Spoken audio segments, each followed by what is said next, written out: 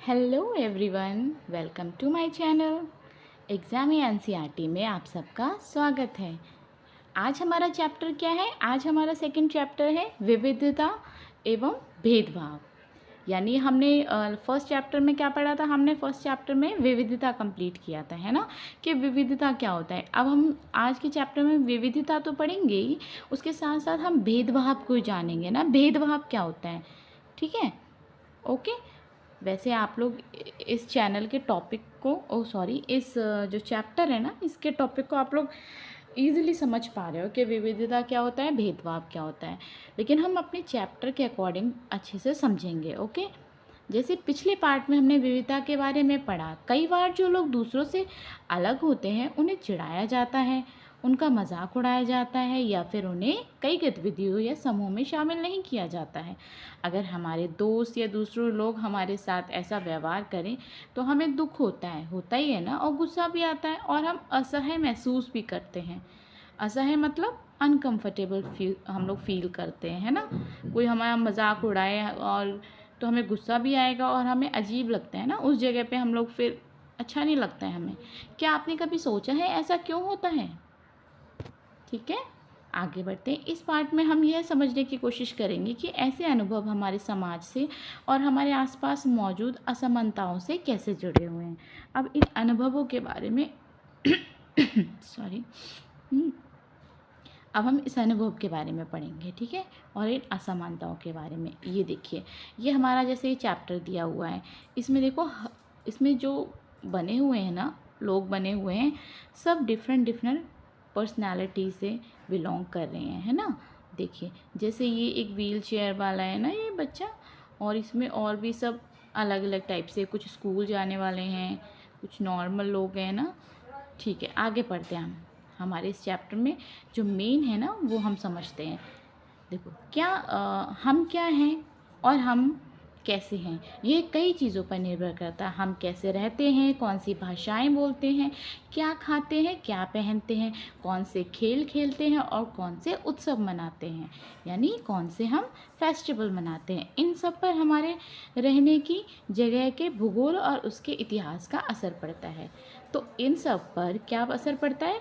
हमारे भूगोल और इतिहास का फ़र्क पड़ता है, क्योंकि जैसे हम क्या पहन रहे हैं, हम क्या उत्सव मना रहे हैं, ये भी एक हमारी हिस्ट्री है ना। हमारे टाइम पहले से ये सब होता आ रहा है, तभी तो हम ये लोग सब कुछ सेलिब्रेट करते हैं, है ना। पहले जो खाना चलता था वही हम आज भी थोड़ा बहुत खाते हैं ना। थोड़ी थोड़ी चीज़ें चेंज हो जाती हैं लेकिन पूरी नहीं होती हैं, ठीक है। आगे बढ़ते हैं, ओके। हाँ, अगर आप संक्षेप में ही निम्नलिखित बिंदुओं पर ध्यान दें तो यह अंदाज़ा लग जाएगा कि भारत कितनी विविधता वाला देश है ना। तो हमारा भारत बहुत सारी विविधताओं वाला देश है। संसार में 8 मुख्य धर्म हैं। कितने मुख्य धर्म हैं? 8। भारत में इन 8 धर्मों के अनुयायी यानी मानने वाले हैं। आप लोग ये वाला शब्द सुनेंगे ना, अनुयायी, तो आप नहीं समझ पाएंगे। तो इसका मतलब क्या होता है? मानने वाला है, जैसे कि एक कोई चीज़ है उसको मानने वाले यानी उसको अनुयायी बोलते हैं। यहाँ 1600 से ज़्यादा भाषाएं बोली जाती हैं। सोचो, 1600 से भी ज़्यादा भाषाएं बोली जाती हैं। जो लोगों की मातृभाषाएं हैं, यहाँ 100 से भी ज़्यादा तरह के नृत्य किए जाते हैं। यह विविधता हमारे खुश होने का कारण बनती है। जो विविधताएं हैं ना, ये हमारे खुश होने का कारण बनती है। एक ही जैसी चीज़ होती है तो हम काफ़ी बोर फील करने लगते हैं ना। तो ये जो विविधताएं हैं ना, ये हमें एक अट्रैक्शन देती हैं और हमें खुश होने की कई वजहें देती हैं ना। जैसे ये विविधता बता रहे हैं ना, हम उन लोगों के साथ सुरक्षित एवं आश्वस्त महसूस करते हैं जो हमारी तरह दिखते हैं, है ना। और ये भी आपने देखा होगा, फील किया होगा, जो हमारी तरह दिख रहे हैं और जैसा मतलब वो हम वहाँ पे बहुत ही सुरक्षित महसूस करते हैं। बात करते हैं, कपड़े पहनते हैं, हमारी तरह सोचते हैं वो लोग, है ना। कभी कभी जब हम ऐसे लोगों से मिलते हैं जो हमसे बहुत भिन्न हैं तो हमें वे बहुत अजीब और अपरिचित लग सकते हैं। कई बार हम समझ ही नहीं पाते या जान नहीं पाते कि वे हमसे अलग क्यों हैं। लोग अपने से अलग दिखने वालों के बारे में खास तरह की राय बना लेते हैं, है ना। हम लोग भी देखते हैं कि कोई भी अगर हमसे थोड़ा डिफरेंट दिख रहा है तो हम लोग सोचते हैं अरे ये तो ऐसा है या वैसा है, थोड़ा सा मन में आने लगता है कुछ ना कुछ, है ना। तो आगे चल के हम आगे बढ़ते हैं अपने चैप्टर को। देखो एक ये पूर्व ग्रह दिया हुआ है, पूर्वाग्रह। पूर्वाग्रह मतलब क्या होता है? पूर्वाग्रह मतलब बहुत पहले की सोच, ठीक है, जो पहले की पुराने की सोच होती है ना, पुराने टाइम की, तो वो आगे तक चली आती है, उनको बोलते हैं पूर्वाग्रह। चलिए अब हम पूर्वाग्रह को अच्छे से समझते हैं। देखिए पूर्वाग्रह क्या होता है, उन कथनों को देखिए जो आपको ग्रामीण एवं शहरी लोगों के बारे में सही लगे। जिन कथनों से आप सहमत हैं उन पर निशान लगाइए। क्या आपके दिमाग में ग्रामीण या शहरी लोगों को लेकर किसी भी प्रकार के पूर्वाग्रह हैं? देखिए पूर्वाग्रह क्या होते हैं, हम मोस्टली ये मानते हैं कि जैसे कोई ग्रामीण परिस्थिति का इंसान है तो हम सोचते हैं हाँ इनके जो विचार होंगे ना वो भी बहुत पुराने होंगे, हम ये मोस्टली सोचते हैं। और शहर वालों को सोचते हैं कि अरे ये तो बहुत ही मॉडर्न होंगे, ठीक है। तो ये हमारा पूर्वाग्रह है, मतलब हम यही समझते हैं। क्या दूसरे लोगों के दिमाग में भी ये पूर्वाग्रह है? अब जो हम सोच रहे हैं क्या दूसरे लोग भी यही सोच रहे हैं? नहीं, ऐसा नहीं है। कुछ लोग ये भी सोचते हैं कि हाँ जो ग्रामीण लोग होते हैं उनकी सोच भी अच्छी होती है, अगर पुरानी है तो अच्छी भी हो सकती है। और जो शहरी हैं वो अगर मॉडर्न है तो हो सकता है वो मॉडर्न ही ना हो, वो भी अच्छी सोच रखते हों, है ना। लोगों के दिमाग में ये पूर्वग्रह क्यों होते हैं? जिन पूर्वग्रहों को आपने अपने आसपास महसूस किया है उनकी एक सूची बनाइए। अब पूर्वग्रह हमने बहुत सारी चीज़ों को फील किया होता है ना, कुछ चीज़ों को लेके हमारी धारणाएं बनी होती हैं।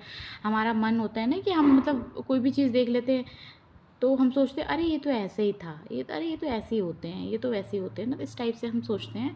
तो वो पूर्वग्रह होता है, ठीक है। ये पूर्वग्रह लोगों के व्यवहार को कैसे प्रभावित करते हैं? अब ये जो पूर्वग्रह हैं ये कैसे व्यवहार को प्रभावित करते हैं? जैसे ग्रामीण लोग के बारे में हम देखते हैं, पूर्वग्रह क्या है, मतलब कि ग्रामीण लोगों के बारे में हमारी क्या सोच होती है। देखो आधे आधे से ज़्यादा भारतीय गाँव में रहते हैं, ठीक है। गांव के लोग आधुनिक प्रौद्योगिकी का इस्तेमाल करना पसंद नहीं करते हैं। अब हमने ये सोच लिया है कि जो ग्रामीण लोग होते हैं ना वो आधुनिक जो टेक्नोलॉजीज़ होती है ना उनको पसंद नहीं करते हैं, ठीक है। फसल की बुवाई और कटाई के समय परिवार के लोग खेतों में 12 से 14 घंटों तक काम करते हैं। ग्रामीण लोग काम की तलाश में शहरों की ओर स्थानांतरण करने को बाध्य होते हैं। शहरी लोग क्या करते हैं, ये सब हमें हमें ये चीज़ हम अंडरस्टैंड करते हैं कि ग्रामीण लोग ऐसे होते हैं। शहरी जीवन बड़ा आसान होता है। यहाँ के लोग बिगड़े हुए और आलसी होते हैं, ठीक है। ये एक पूर्वाग्रह है। शहरों के लोग अपने परिवार के सदस्यों के साथ बहुत कम समय बिताते हैं। शहरी लोग केवल पैसे की चिंता करते हैं, लोगों की नहीं। शहरों में रहना बहुत महंगा पड़ता है, लोगों की कमाई का एक बहुत बड़ा हिस्सा किराया और आने जाने में खर्च हो जाता है, ठीक है। ये पूर्वाग्रह है ग्रामीण और शहरी लोगों के बीच में अंतर, ठीक है। मतलब हम ग्रामीण लोग ऐसे होते हैं, ग्रामीण लोग क्या क्या चीज़ें पसंद नहीं करते हैं, ये हमारी सोच है। और शहरी लोग किस तरह से बिहेव करते हैं ये भी हमारी एक सोच है, ये भी एक पूर्वाग्रह है, ठीक है। चलिए आगे देखते हैं। इनमें से कुछ कथन ग्रामीण लोगों को अज्ञानी की तरह देखते हैं, जबकि शहरों में रहने वाले लोगों को आलसी व सिर्फ पैसे से सरोकार रखने वालों की तरह देखते हैं, है ना। देख रहे हो ना अब कैसी धारणा बना रहे हैं कि ग्रामीण लोग होते हैं वो क्या करते हैं अज्ञानी होते हैं, ऐसे लोग सोच रहे हैं, है ना। और जो शहरी होते हैं वो आलसी होते हैं, ये आलसी होते हैं और पैसों से सरोकार रखने वाले होते हैं। जब हम किसी के बारे में कोई जब हम किसी के बारे में पहले से कोई राय बना लेते हैं और उसे हम अपने दिमाग में बिठा लेते हैं तो ये पूर्वग्रह का रूप ले लेती है। अब पूर्वग्रह क्या हो गया, पूर्वाग्रह हो गया मतलब कि हमने किसी के बारे में कोई सोच बना ली। हमने सोच बना ली कि ग्रामीण लोगों को कुछ आता नहीं है ना, वो कुछ जानते नहीं हैं और